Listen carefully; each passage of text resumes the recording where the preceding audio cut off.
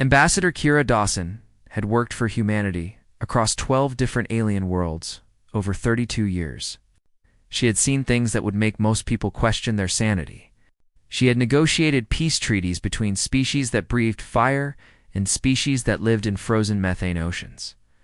But nothing in all those years had prepared her for what she discovered on an ordinary Tuesday afternoon in the great chamber of the Galactic Council that Concord of 12 species had ruled.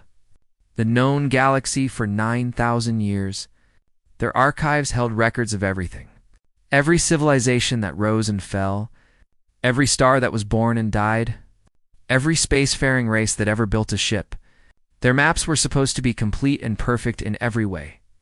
So when Kira pulled up the official navigation charts on the holographic display in the center of the chamber, she expected to see the entire galaxy spread out before her.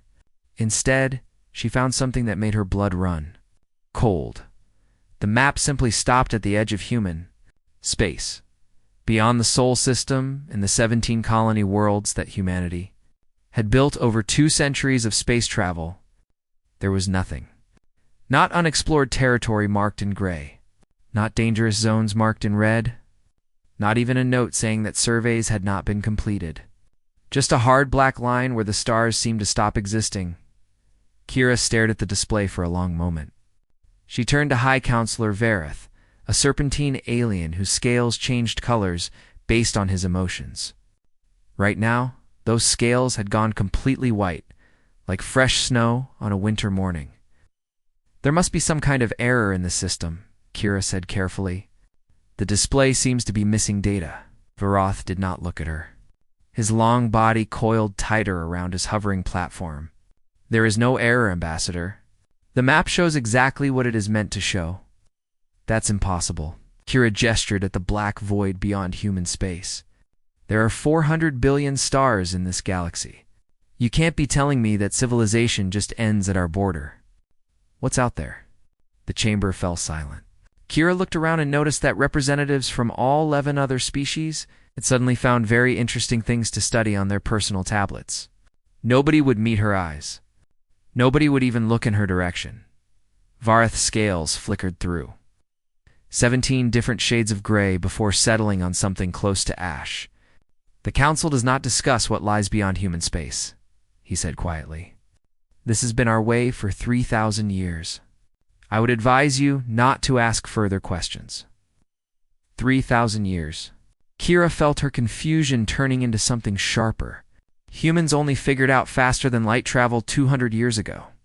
We've only been part of the Concord for 150 years. How can you have a 3,000-year-old policy about our borders? The silence that followed was the loudest thing Kira had ever heard. It pressed against her ears like deep water. She watched Vareth's scales cycle through colors that her translator could not identify. Colors that probably represented emotions humans did not have words for. Ambassador Dawson, Vareth said finally, some questions are better left unasked. For everyone's sake, Kira opened her mouth to argue, but something in the way every alien in the chamber had gone still made her stop. These were beings who had traveled between stars for thousands of years before humans learned to make fire. They had seen empires rise and fall. They had survived wars that burned entire solar systems, and they were afraid. 8 light years away, aboard the patrol vessel Meridian. Lieutenant Commander Danny Oates was halfway through his night shift when every alarm on the ship started, screaming at once. Contact bearing 047 Mark 12, shouted Ensign Carla Webb from the sensor station. Her voice cracked on the last word. Big contact, sir. Really, really big. Danny pulled up the visual feed on his command display. For a moment, his brain refused to process what he was seeing. The ship emerging from fold space was roughly the size of Manhattan Island. Its hull was covered in geometric patterns that seemed to move and shift even as he watched, like living tattoos crawling across metal skin. That's not in any database, Carla said. Her hands were shaking as she worked her controls. Unknown configuration. Unknown power signature. Unknown materials. Unknown everything. I've never seen readings like this. Hail them, Danny ordered. His voice came out steadier than he felt. All frequencies. Every language package we have. Already trying, sir. No response. They're not even acknowledging that we exist. The massive vessel hung in space like a mountain that had learned to fly. Danny watched it rotate slowly until what looked like a sensor array pointed directly toward Earth, which lay 8 light-years behind them. For exactly 47 seconds, nothing happened. Danny counted each one, his heart pounding against his ribs. Then the ship vanished. It did not jump into fold space. Danny knew what that looked like. It did not accelerate away at impossible speeds. It simply stopped existing in observable reality. Like someone had erased it from the universe with a cosmic pencil. Tell me we got that on record, Danny breathed into the silence. Every single bite, Carla confirmed. Her face had gone pale. But sir, what the hell was that? And who do we report it to? Danny thought about the strange black line he had noticed on every official star chart. He thought about how the Galactic Council's maps seemed to treat human space like a wall at the edge of existence. He thought about all the questions nobody ever seemed willing to ask. Everyone, he said finally. We report this to everyone who will listen. And then we start asking the questions that somebody should have asked a long time ago. He looked at the empty space where the impossible ship had been. Somewhere out in that darkness, something was watching humanity. Something old. Something powerful. Something that the oldest civilizations in the galaxy were too afraid to even talk about. And now, for reasons Danny could not begin to understand, that something had turned its attention toward Earth.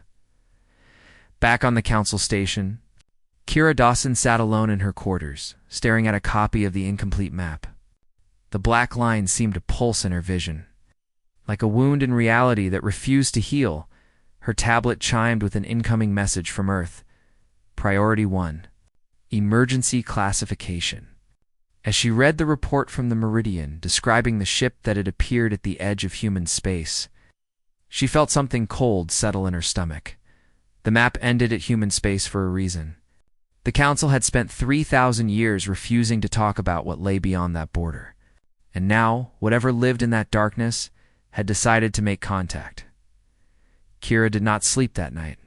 She lay awake in her bed, watching the stars through her window, wondering which ones were hiding monsters, wondering why humanity had never been told the truth, wondering what would happen when the questions could no longer be avoided. Somewhere in the black void beyond the edge of the map, something ancient was stirring. And humanity was about to learn that some borders were not meant to be crossed. Admiral Grace. Morton had commanded the Human Defense Fleet for 6 years. In all that time, she had never once seen the Galactic Council call an emergency session. The 12 species that ruled known space preferred to move slowly. Debating every decision for months or years before taking action, they had time. They had been around for thousands of years and expected to be around for thousands more. But now, Grace sat in the observation gallery of the Great Council Chamber, watching those same patient aliens argue with a fear she had never seen before. Their translators could barely keep up with the rapid exchanges. Colors flashed. Tentacles waved. Crystalline bodies chimed with sounds that meant anger and terror. The humans must be told nothing, insisted Representative Zolin of the Methane Collective.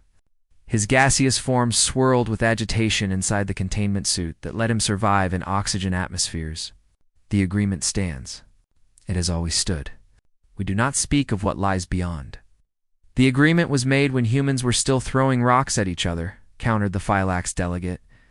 She was a crystalline being whose facets caught the light like a living chandelier.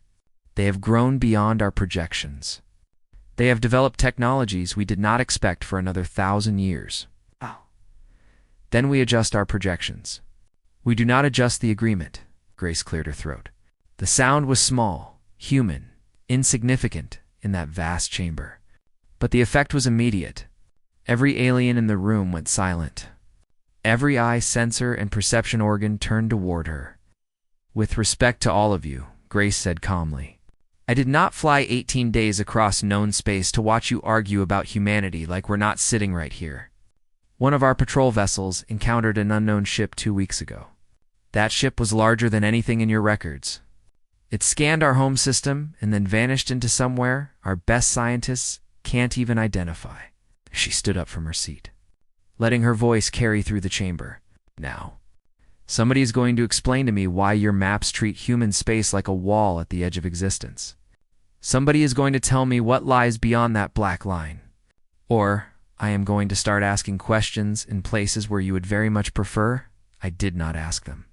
For a long moment, nobody moved. Then High Counselor Varath rose from his hovering platform. His scales were cycling through colors that Grace's translator flagged as extreme emotional distress. Admiral Morton, Vareth said quietly, "What I am, Ab. Out to tell you has been kept from your species since before your ancestors built their first cities. I share this now not because the Council has agreed to it. Most of them would prefer you never know. But I believe you deserve the truth before you make decisions that cannot be unmade." He pressed a control on his podium. The chamber's central holographic display flickered to life. The familiar map appeared, with human space glowing blue at its edge and the black line, marking the boundary of known reality. Then Vareth pressed another control, and the black line dissolved. Grace felt her breath catch in her throat. Beyond humanity's 17 colony worlds, the galaxy continued for another 30,000 light-years. But it was not empty. Thousands of stars were marked with a color that her brain struggled to process. It was something between ultraviolet and pure dread, a shade that seemed to hurt just by existing. 9,000 years ago, Vareth said softly, the Concord of Species numbered 64 members, 64 civilizations that had achieved space travel, 64 peoples who had learned to cross the void between stars. We thought we understood the galaxy. We thought we were the masters of creation. He paused, his scales going pale. Right. Then we encountered them. We do not know their name. We never learned what they called themselves or where they came from. We do not know if they were biological or mechanical or something else entirely. What we learned in 17 years of horror was that they could not be fought. They could not be reasoned with. They could not be bargained with or begged or escaped. The map zoomed to show a region near the galactic core. The same impossible color filled that space like a bruise on reality. In 17 years, they reduced 64 species to 12. They erased civilizations so completely that we struggle to remember their names. Worlds that had existed for millions of years were simply gone, wiped clean of every trace of life. We do not know why they stopped. We do not know why they spared the 12 of us. One day they were everywhere, and the next day they had withdrawn to this region and sealed themselves away. Grace forced herself to speak, and they've stayed there ever since. For 9,000 years, they've ignored every species that achieved space flight after us. We watched carefully. Every time a new civilization built their first starship, we held our breath and waited for the quiet ones to emerge. They never did. Vareth's voice dropped even lower. Every species except one. The map shifted again. Earth appeared at the center, highlighted in that same terrible color. 47 times in the past 3,000 years. Vessels matching the description your lieutenant provided have appeared at the edge of human space. 47 times they have scanned your world and then departed. They have shown interest in no other species. They have ignored every other civilization. Only humanity draws their attention. Only your people make them stir from their silence. Grace felt cold, despite the carefully regulated temperature of the chamber. Why? What makes us different? That, Admiral, is the question that none of us have dared to ask for 3,000 years. Vareth looked at her with something that might have been pity. Because we fear that the answer might explain why humanity is the only species in 9,000 years to develop. Faster than light, travel on your own? Every other civilization received that technology from us. We guided them. We taught them. We helped them take their first steps into the stars. He gestured at the blue glow of human space on the map. But your people figured it out alone. In just 200 years, you went from primitive chemical rockets to full space drives. Your scientists solved problems in decades that took our greatest minds centuries, and we never understood how. We just accepted it as human cleverness and tried not to think too hard about the implications. What implications? Veritha's scales went completely white. The implication that perhaps humanity was not developing naturally? The implication that something was pushing you forward, accelerating your growth, shaping your evolution toward a purpose we cannot imagine? The implication that the Quiet Ones had been preparing you for something, and none of us know what that something might be. Grace looked at the map with new eyes. The black line that had hidden so much now seemed less like a barrier and more like a curtain. Something ancient and powerful waited behind that curtain. Something that had been watching humanity since before recorded history, and now it seemed the curtain was about to rise. "I need to speak with my government," Grace said finally, "and I need full access to everything you have on these Quiet Ones. Every record, every observation, every theory." "We will provide what we can," Veritha agreed. "But Admiral, I must warn you. Knowing the truth does not make you safer. It only shows you exactly how much danger you are in. Some of my colleagues believe that humanity's ignorance was the only thing protecting you. By telling you this, I may have doomed your entire species." Grace thought about the billions of people back on Earth, going about their lives without any idea what lurked in the darkness between the stars.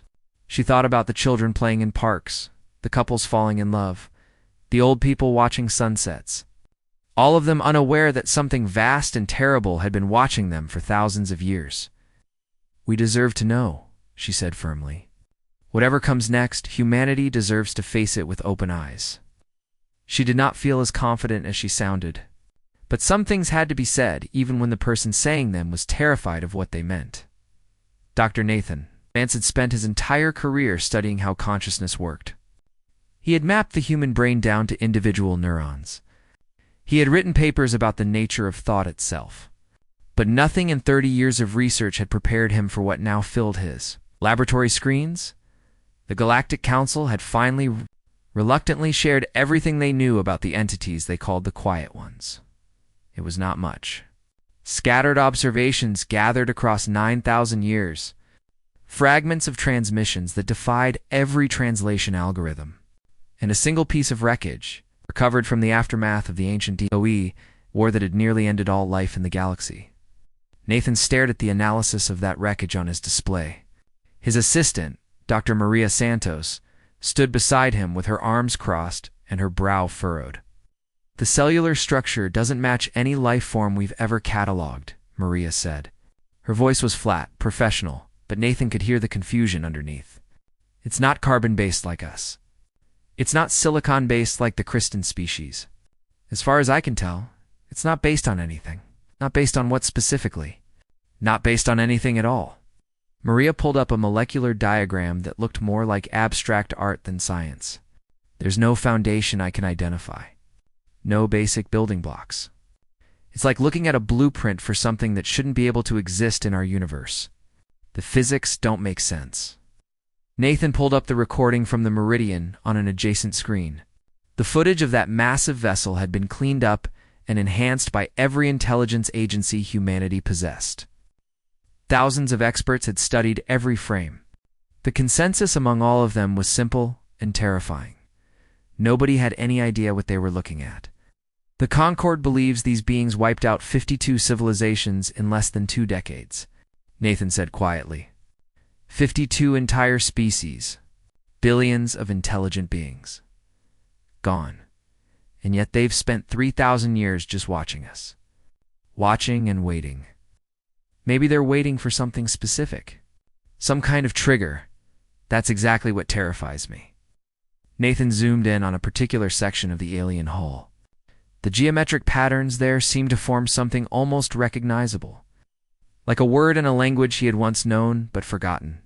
"Maria, does this pattern look familiar to you?" She leaned closer to the screen, squinting at the image. Then her face went pale. Her hand reached out to grip the edge of the desk like she needed something solid to hold on to. "That's not possible," she whispered, the pattern repeated thousands of times across the visible hull of the alien vessel. Was an exact match for the firing sequence of human neural pathways. Not similar. Not analogous. Identical. Down to the timing intervals between synaptic pulses. Down to the specific frequencies of electrical impulse. How could they have detailed scans of human brain function? Maria asked. Her voice had gone thin. Our understanding of neural mapping is only 50 years old.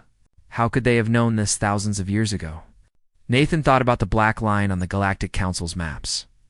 He thought about humanity's rapid and inexplicable development of fold space technology. Every other species had needed thousands of years and outside help to achieve faster-than-light travel. Humans had done it in 2 generations, starting from nothing. Everyone had assumed it was just human cleverness. Human determination. Human luck. But what if it wasn't luck at all? Get Admiral Morton on a secure channel, Nathan said. Priority 1. Tell her we need to talk immediately. There's more, isn't there? Maria asked. You figured something out. Nathan nodded slowly. His hands were trembling slightly as he pulled up another display. I've been running comparisons between that neural pattern and our historical records. Every piece of human mythology, every ancient text, every story about beings that came from the sky, and the pattern appears everywhere. He showed her image after image. Cave pain. Tings from 40,000 years ago. Sumerian tablets from 6,000 years ago. Egyptian hieroglyphics. Chinese oracle bones. Native American pictographs. Every culture on Earth, completely isolated from each other, all depicting the same geometric shapes. The same patterns, the same forms. Maria stared at the evidence in silence. Her scientific mind was clearly trying to find alternative explanations, trying to find some way to dismiss what she was seeing as coincidence. They've been to Earth before, she said finally. It wasn't a question. I think they've been visiting Earth for a very long time, and I think they've been doing more than just watching. Nathan's voice was barely above a whisper. Maria, what if humanity isn't what we think we are? What if we were never fully natural? What if something has been shaping us, guiding our evolution, pushing us towards something we don't understand? Before Maria could answer, his screen chimed with an incoming transmission. Admiral Morton's face appeared, looking tired and worried. Dr. Vance, I've just finished briefing the United Earth Council. They're not taking it well. Please tell me you have something that will help us understand what we're dealing with. Nathan looked at the neural patterns on his screen. He looked at the ancient cave paintings with their impossible geometric shapes. He looked at the analysis of alien wreckage that defied the laws of physics. Admiral, I have a theory, but you're not going to like it. I haven't liked anything about this situation since it started. Just tell me. Nathan took a deep breath. I believe the Quiet Ones have been visiting Earth for at least 65,000 years. I believe they've been interfering with human development throughout our history. And I believe the reason we developed so quickly, the reason we figured out fold space technology on our own, is because we didn't do it on our own at all. Something in our DNA, something that was placed there thousands of years ago, has been driving us forward, making us smarter, making us more capable, making us into something. Something like what? That's what we need to find out. Because whatever they're turning us into, I think we're almost finished becoming it. And I think that's why they're suddenly paying attention again after 3,000 years of silence. The connection was quiet for a long moment. Nathan could see Admiral Morton processing the information, her expression shifting from disbelief to horror to something harder and more determined. How do we find out more? She asked. We have to make contact. Real contact. We have to ask them directly what they want and what we are. Nathan paused. I know that sounds insane. I know the Concord has spent 9,000 years hiding from these beings. But they're not interested in the Concord. They're interested in us. And I don't think we're going to get answers by hiding in the dark. Admiral Morton nodded slowly. I'll take it to the council. Both councils. Ours and the galactic one. She managed a thin smile that held no humor. Though I suspect the aliens are going to like this plan even less than our own people will. The transmission ended. Nathan turned back to his screens, staring at the patterns that seemed to hold the secret of human existence.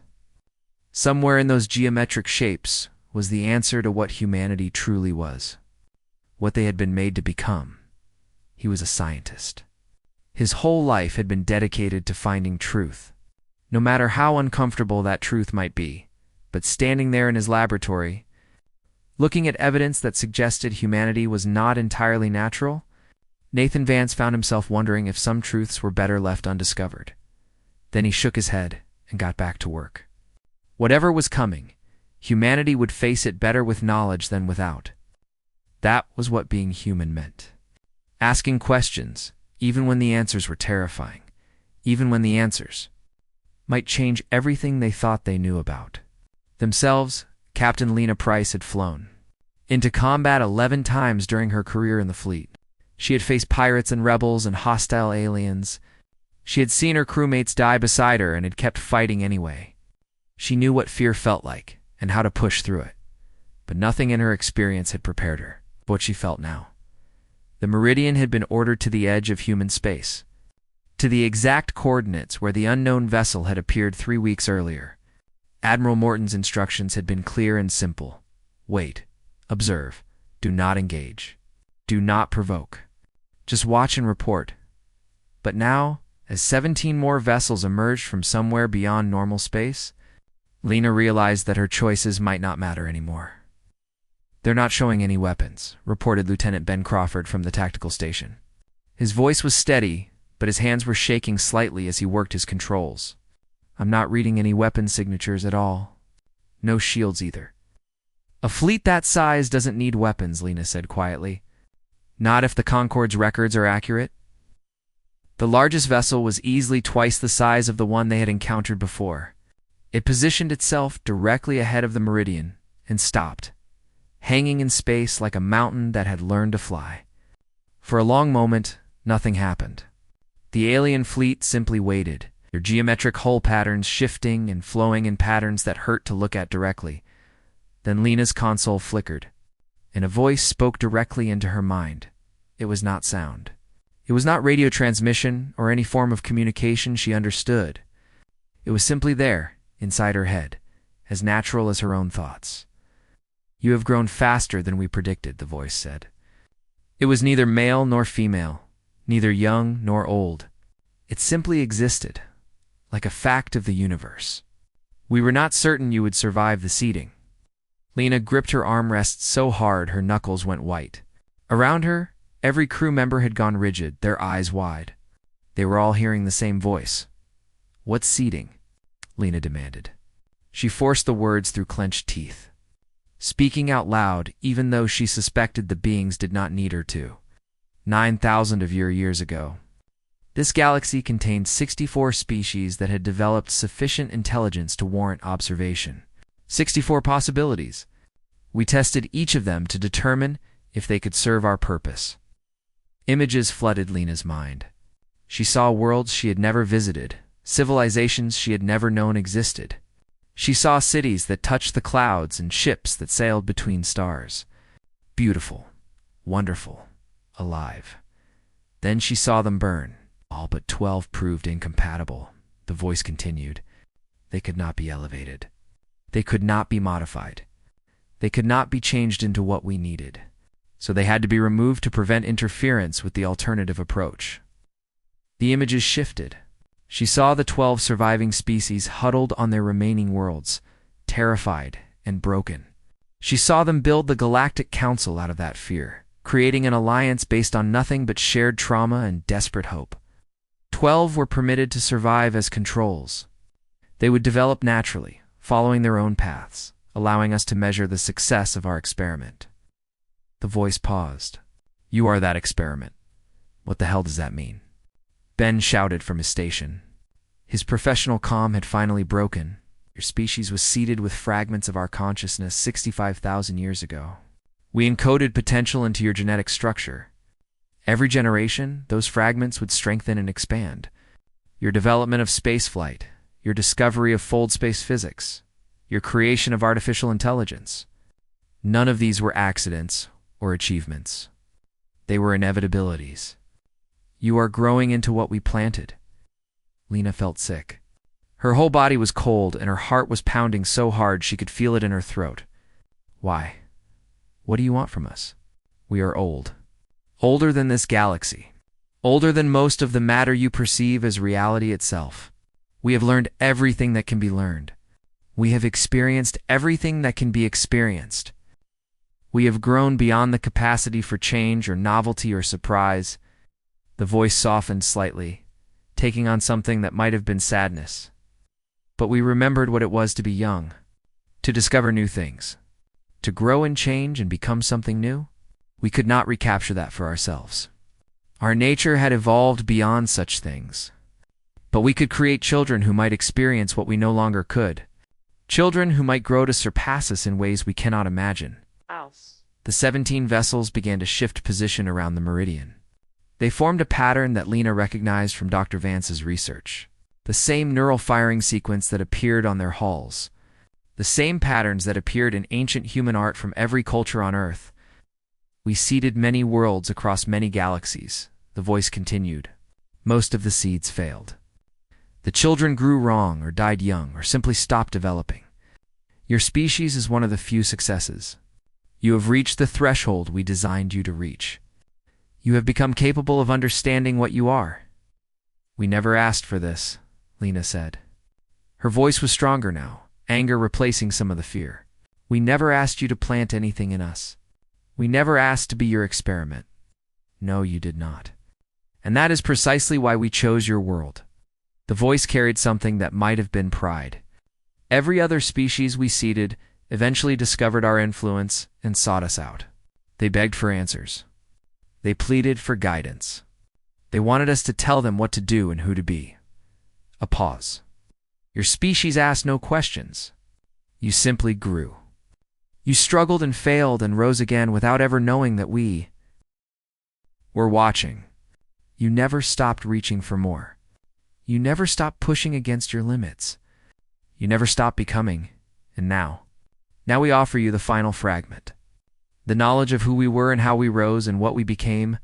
With this gift, you will be able to guide your own evolution consciously. You will understand fold space as deeply as you understand walking. You will perceive dimensions that currently exist only as mathematics. You will become what we always intended you to become. Lena looked around at her crew. Ben Crawford, whose family had served in the fleet for 4 generations. Dr. Carmen Torres, whose medical research had saved millions of lives. Ensign Jake Norris, who had just turned 22 and had his whole life ahead of him. All of them human. All of them part of an experiment they had never agreed to. And if we refuse your gift, Lena asked, then you remain as you are, human, mortal, limited. The voice held no judgment, no disappointment. We will withdraw and not return. The choice is yours alone. We have waited 65,000 years for you to reach this moment. We can accept whatever you decide. The 17 vessels went dark. Their patterns stopped shifting. They simply waited, patient and silent, for humanity to choose its own fate. Lena stared at the alien fleet for a long time. She thought about everything the voice had told them. She thought about what it meant for human history, for human identity, for everything humanity believed about itself. Then she opened a channel to Earth. Admiral Morton, she said, we need to talk. They want to give us something, and we need to decide whether to take it. All of us. Together. Because this choice doesn't belong to me or my crew. It belongs to everyone. The transmission went out across the light years, carrying news that would change humanity forever. News that they had never been alone. News that they had never been entirely natural. News that something ancient and vast had been waiting for them to grow up. And now that moment had finally arrived, in her captain's chair. Lena Price kept her eyes on the alien fleet. Whatever humanity decided, she would be here to see it through. That was what being human meant. Facing the unknown together, even when the unknown turned out to be yourself. Admiral Grace. Morton stood before the United Earth Assembly, looking out at the faces of humanity's leaders. Presidents and prime ministers, scientists and military commanders, religious figures and philosophers. All of them had gathered in this vast chamber to hear what she had to say. All of them were waiting for answers. The quiet ones had given humanity 7 days to decide. 7 days to choose between accepting their gift and remaining human as they had always understood that word. 7 days that had felt like 7 years. The debate had been fierce. Some argued that humanity had no right to refuse an evolutionary leap that could advance their species by millions of years. Others insisted that accepting an alien gift, no matter how beneficial, would mean ceasing to be truly human. Religious leaders warned about the dangers of playing God. Scientists begged for access to knowledge that could solve every problem humanity faced. Grace had listened to all of it. Every argument. Every fear. Every hope. And now she had to speak for her entire species. "I've read every position paper," she said into the silence. "I've heard from every faction and every perspective. And I've come to a conclusion that some of you are not going to like." She activated the holographic display behind her. Not the Concorde's map with its black line at the edge of human space. A new map. One that humanity had begun constructing since the Quiet Ones made their offer. For 9,000 years, the Galactic Council has lived in fear of what lies beyond that black line. They've hidden the truth from every species that joined them. They've built their entire civilization around avoiding the beings who shaped us. And I understand why. What the Quiet Ones did was terrible. 52 species erased from existence.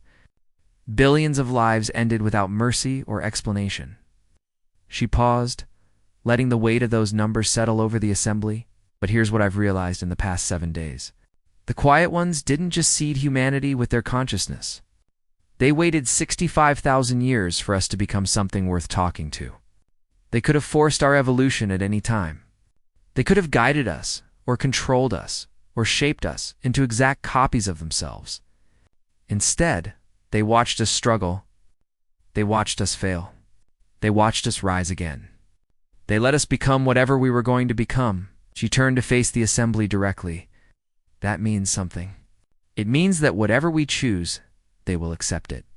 It means that our decision actually matters to them.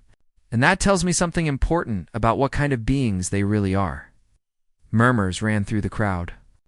Grace raised her hand for silence. Oh. "So here's what I recommend. We don't refuse their offer. And we don't accept it either." She smiled slightly at the confused looks that followed. "We do what humanity has always done when faced with the unknown. We ask questions. We demand answers. We negotiate." The murmurs grew louder. Some of the faces showed shock. Others showed something that might have been hope. They've been watching us for 65,000 years because we never stopped reaching. Because we never accepted limits. Because we always asked why and what if and says who. They chose our world because we were the only species that didn't beg for guidance when we learned the truth about ourselves. She pointed to the new map behind her. "Say we tell them we're interested in their offer. And then I say, we tell them we have conditions. We want to understand what we're accepting before we accept it. We want to know exactly what it will do to us and our children and our grandchildren. We want to meet them properly. Not as children receiving a gift from distant parents, but as a species deciding its own future. What if they say no?" Someone called from the crowd. Grace's smile widened. "Then we spend the next 1,000 years figuring out the answers ourselves. Because that's what we do. We're human. We don't sit around waiting for gods to hand us fire. We make our own." The vote that followed was not unanimous. Nothing involving billions of people ever was. But when the final count came in, humanity had made its choice. They would negotiate with the beings who created them. They would ask questions that had never been asked before. They would meet their makers, not with fear or gratitude, but with the stubborn curiosity that had defined their species since the first human looked up at the stars and wondered what was out there. 6 months later, Captain Lena Price guided the Meridian to a location no human had ever visited. A meeting point halfway between human space and the region where the Quiet Ones dwelled. The coordinates had been provided in response to humanity's counteroffer. A sign that the ancient beings were willing to talk. The vessel that waited for them was smaller than before, almost intimate by their standards. A single ship to meet a single ship. 2 species sitting down together for the first time in 65,000 years. "They're hailing us," Ben Crawford reported from Tactical. His voice was calmer now than it had been during their first encounter. "Standard radio frequencies. Human communication protocols." Lena smiled. "They were learning. Or maybe they were just being polite, put them through. The voice that filled the bridge was still strange, still ancient, still vast enough to make her head ache if she focused on it too directly, but there was something different in it now. Something that sounded almost like respect. "You surprised us?" it said simply. "Again, that's kind of what we do," Lena replied. "Now, let's talk about these conditions of ours." On the great holographic display at the center of the Galactic Council chamber, something extraordinary was happening. The black line at the edge of human space was beginning to fade. Beyond it, new stars were appearing on the map. Not yet explored, not yet understood, but no longer forbidden. High Counselor Vareth watched the change with his scales, cycling through colors that none of his colleagues had ever seen before. For 9,000 years, his people had hidden from the darkness beyond that line.